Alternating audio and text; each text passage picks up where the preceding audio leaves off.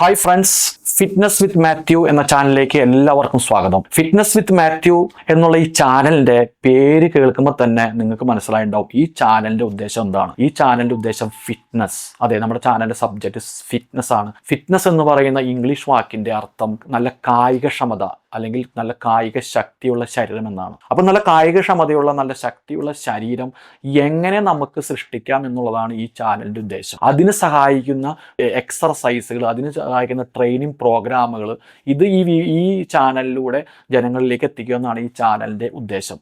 നല്ല ഫിറ്റ്നസ്സായ ശരീരം എന്ന് പറയുമ്പോൾ, നല്ല ഹെൽത്തി ആയ ശരീരം എന്ന് പറയുമ്പോൾ ബാഹ്യമായ ഒരു മസ്കുലർ ലുക്ക് മാത്രമല്ല ഒരു ഹെൽത്തി ശരീരം എന്ന് ഉദ്ദേശിക്കുന്നത്. ഒരു എക്സ്ട്രീം ബോഡി ബിൽഡിംഗ് അല്ലെങ്കിൽ പ്രൊഫഷണൽ ബോഡി ബിൽഡിംഗ് ആയിട്ടുള്ള മസ്കുലറായ ശരീരം അല്ല ഹെൽത്തി ആയ അല്ലെങ്കിൽ ഫിറ്റ്നസ്സായ ശരീരം. നല്ല കായിക ശക്തിയും ക്ഷമതയുമുള്ള, നല്ല കപ്പാസിറ്റി ഉള്ള, സ്റ്റാമിനയുള്ള ഒരു ശരീരം സൃഷ്ടിക്കുക, ശക്തിയുള്ളൊരു ശരീരം സൃഷ്ടിക്കുക എന്നുള്ളതാണ് നമ്മൾ ഉദ്ദേശിക്കേണ്ടത്. ഫിറ്റ്നസ് എന്ന് പറഞ്ഞാൽ അങ്ങനെയാണ് നമ്മൾ ചിന്തിക്കേണ്ടത്, അല്ലാതെ ഒരു ബാഹ്യമായ മസ്കുലർ അല്ല.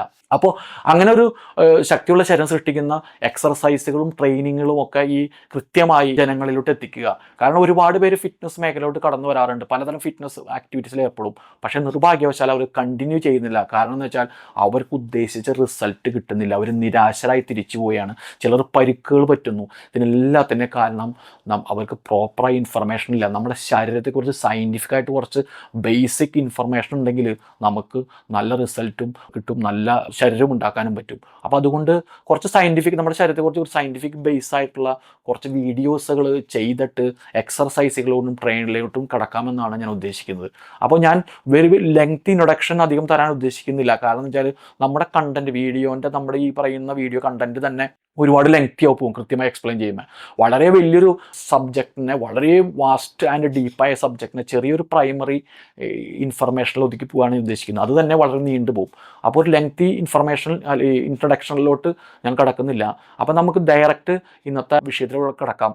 ഇന്നത്തെ നമ്മുടെ വിഷയം എന്ന് പറയുന്നത് മസിൽ മാസ്, മനുഷ്യൻ്റെ മസിൽ മാസ്. ഇതിനെക്കുറിച്ചാണ് ഇന്നത്തെ നമ്മുടെ വീഡിയോ ചെയ്യാൻ ഉദ്ദേശിക്കുന്നത്. കുറച്ച് സയൻറ്റിഫിക് ബേസിക് ഇൻഫർമേഷൻ ഉണ്ടെങ്കിൽ നമുക്ക് നമ്മുടെ ഫിറ്റ്നസ് യാത്രയിൽ വളരെയേറെ ഉപകാരം ചെയ്യും. അപ്പോൾ അതിനുവേണ്ടി കുറച്ച് ഇൻട്രൊഡക്ഷൻ വീഡിയോകൾ എന്തായാലും ചെയ്തിട്ടേ എക്സർസൈസിലോട്ടും വീഡിയോയിലോട്ടും കിടക്കുന്നുള്ളൂ. അപ്പോൾ ഇന്നത്തെ നമ്മുടെ വിഷയം ഹ്യൂമൻ മസിൽ സിസ്റ്റം, അതായത് നമ്മുടെ പേശി വ്യവസ്ഥ.